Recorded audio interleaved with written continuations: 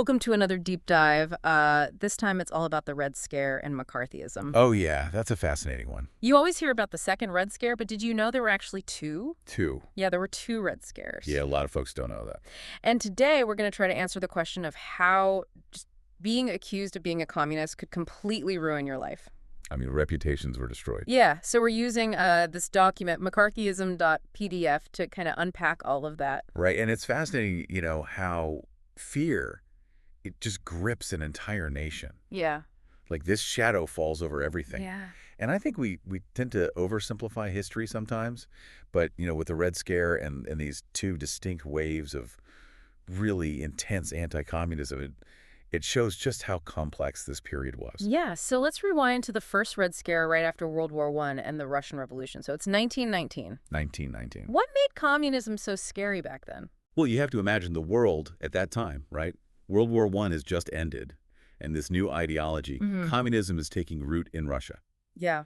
The Bolsheviks, led by Vladimir Lenin, they abolished private property, cracked down on religion. Yeah. It was a complete, to many Americans, upheaval of everything they considered normal. So the U.S., built on capitalist ideals, it basically freaked out. Exactly. They saw this radical way of life, and they were terrified of its spreading. For worker strikes were already happening. Of course, a point of contention always. So they suddenly start to see those strikes through this lens of communism. Exactly. And the document really highlights this idea that, fear, it doesn't have to be real to be powerful. Oh, that's so true. And one quote from Matthew Dowd that I thought was really interesting is that fear doesn't have to be real to be powerful. It's so true. And how easy fear is manipulated. Right. So fast forward a few decades, now we're in the Cold War, and boom, we have the second Red Scare. Yeah.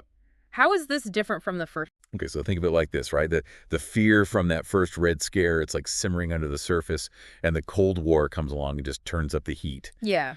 Now you have the Soviet Union, a legitimate superpower with nuclear weapons. Their arrival to the U.S. It's a whole different ballgame. Exactly. And then you have communism spreading in Eastern Europe and China, and it's just this recipe for amplified fear. And so it's the 1950s, and now we have the House Un-American Activities Committee, the HUAC, which was tasked with rooting out communists. Right. Tell me about that. So HUAC held these really dramatic public hearings, right? Oh, I bet. Where, people were called in, they're grilled under oath and pressured to name names. Oh, wow. To prove their loyalty. Name names? That sounds so ominous. It was. And you could lose everything, your job, your friends, just because someone thought you might be a communist. Just based on suspicion. Just suspicion. That's scary. And the thing that I find just really disturbing about this whole thing is that it really happened with little regard for due process or, the burden of proof that we expect in a fair trial. So essentially a loyalty test taken to the extreme. Yes, exactly. Imagine being innocent, but to save yourself, you have to throw your friends and colleagues under the bus. It was a terrible, terrible position to be in. Awful. And that kind of brings us to the man who became the face of this era, Right. Senator Joseph McCarthy. Right. And while the document really focuses on the broader phenomena of McCarthyism, it does offer some interesting insights into McCarthy himself. Oh, does it? Yeah. It suggests that his crusade, which was fueled by exploiting those Cold War anxieties, may have also stemmed from, personal resentment. Oh, really? Yeah. He had been passed over for a position that he really wanted. It's like a Shakespearean villain. It kind of is, right? But he's human. Well, yeah, human motivations are complex. Right. And rarely straightforward. That said, his tactics were undeniably harmful. So what did he do? He would make these public accusations, often with very little evidence, and just destroy people's reputations and careers. With very little evidence. And what about the FBI? Oh, yeah. Under J. Edgar Hoover, didn't they play a part in this too? Absolutely. Hoover was a staunch anti-communist, and he saw the Red Scare as an opportunity to increase the FBI's power. So give me an example. Widespread surveillance, wiretapping, intimidation. Wow. All of this was used to feed information to McCarthy and his allies. So it's like this perfect storm of paranoia and political opportunism. It really was. It's kind of crazy to think about. Yeah. But didn't anyone push back? They did. What about free speech? Well, initially, witnesses in these hearings, they argued that being interrogated about their political beliefs violated their First Amendment rights. Makes sense to me. Right, but the Supreme Court didn't intervene, and so this resulted in people pleading the Fifth Amendment.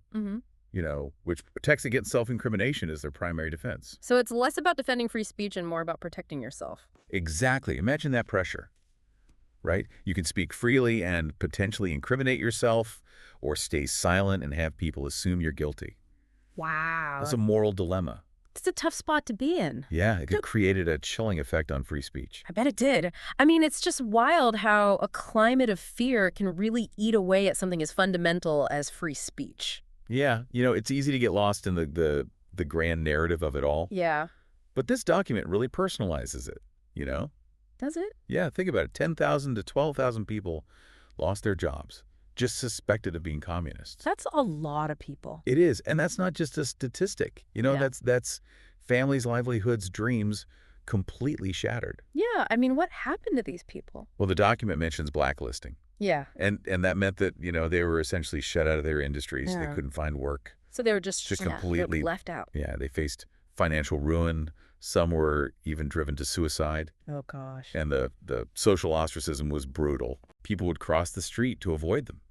Children were bullied at school, because of their parents' supposed beliefs. It's like a social death sentence. It was. It's just heartbreaking to think about, these ripple effects, how it just touched every part of their lives. And the long-term psychological impact, Right. living under constant suspicion, afraid to speak your mind. Always looking over your shoulder. Yeah, that's where the true legacy of McCarthyism really lies. What do you mean? It created this culture of self-censorship. Oh, wow. People were afraid to express dissenting views, to advocate for social change, even to associate with people who were deemed, suspect. Oh, wow. It stifled creativity, Yeah. innovation, critical thinking. So it went beyond just the accusations and the punishments. It was about controlling the narrative. Exactly. And shaping public opinion through fear. And it was effective. Yeah. I mean, it's chilling how effectively they silenced any kind of opposition. And that control, it extended beyond just politics. Think about the impact on artistic expression. Oh, yeah. Academic freedom, scientific inquiry. Oh, gosh. Anyone who dared to challenge the prevailing orthodoxy risked being labeled a communist and ostracized. So the country just entered this collective state of paranoia, Yeah. holding its breath, afraid to make a wrong move. Right. But, even empires, they crumble. So how did McCarthy's reign of terror finally end? Well, McCarthy, he made a crucial error. He went after the army. Did he? Yeah, he accused them of harboring communists. The army. But the army was a powerful institution. Yeah. And they weren't going to back down. So he finally picked a fight he couldn't win. In a way, yeah. So the Arnie-McCarthy hearings, unlike previous ones, were televised. Oh, wow. And for the first time, the public saw McCarthy's tactics in all their ugliness. Oh. The bullying, Gross. the flimsy evidence, the disregard for due process. Oh, the power of television? So it's like people finally saw behind the curtain. That's a good way to put it. And realized that the wizard wasn't so powerful after all. Exactly. And it backfired spectacularly. Yeah. Public opinion turned, and even his supporters in Congress started distancing themselves. What happened to him? Well, in 1954, the Senate formally censured him for his conduct. Oh, wow. His power dwindled, and he died a few years later, a disgraced figure. It's almost Shakespearean, Forbid. this rise and fall from grace. But, I mean, it's tempting to celebrate his downfall. Right. But was it really a victory? Well, that's the tragedy of it all. McCarthy's downfall marked a turning point. Yeah. But the scars of McCarthyism ran deep. Lives were shattered, trust was broken, and this climate of fear, it lingered for years to come. Wow. It left a lasting stain on American society, and a reminder of how easily fear and paranoia can be exploited for political gain. And it makes you wonder, if it happened then, could it happen again? I mean, haven't we seen echoes of McCarthyism in, more recent times? Yeah, that's the question that should really keep us all up at night, It should. And while the document doesn't explicitly draw this parallel, Yeah. it's hard not to see the similarities between the Red Scare Yeah. and what we might call, modern-day witch hunts. Yeah, it is unsettling how history kind of seems to rhyme, even if the tune is a little different. Yeah. But if this document is right and the damage was so deep and lasting, how did America even move on? That's the question, isn't it? I mean, how do you heal from a trauma like that? Yeah. The document doesn't offer a simple answer, Right.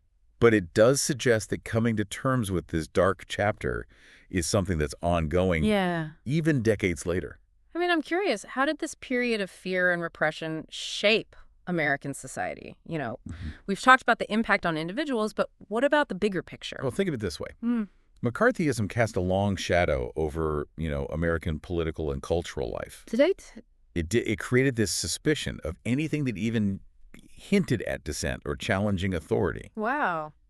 And for years afterward, there was a reluctance to speak out on anything controversial, a kind of self-censorship born from that fear of being labeled a communist or un-American. Just so even though McCarthy himself was gone, the fear that he instilled kind of lingered. It did. And it shaped public discourse and limited open dialogue. Exactly. Conformity became the norm. Wow. People were afraid to, rock the boat, to question the status quo. Yeah. And this had a profound effect on everything from artistic expression to academic freedom. So it's like the country went through this collective trauma. Yeah. And the healing process was slow and probably pretty painful. It was. It makes you wonder about all those unseen consequences. The ideas that were never explored, the voices that were silenced.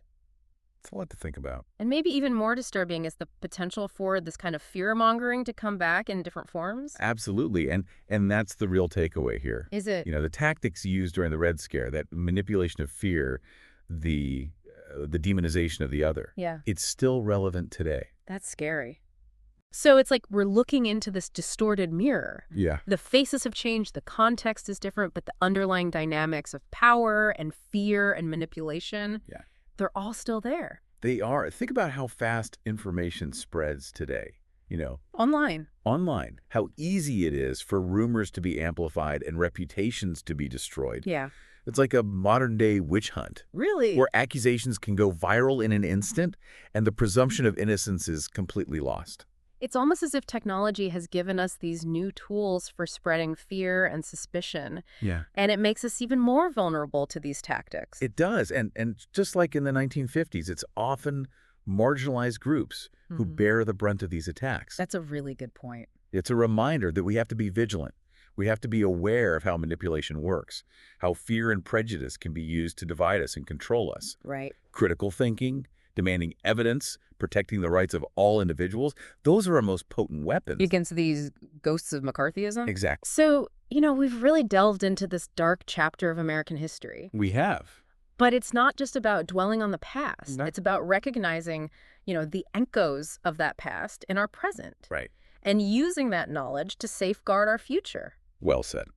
So to all of our listeners out there, we encourage you to keep exploring this topic. Yes. Seek out those stories from the people who lived through this era. Yes. And ask yourselves, how can we make sure that history doesn't repeat itself? Not just in those obvious ways, right, but in those, more subtle and insidious ways. Yeah, that's a great point. Thanks for joining us, everyone. Remember, questioning, learning, engaging in thoughtful dialogue, those are the best antidotes to fear and manipulation. Couldn't agree more. So until next time, stay curious and stay informed.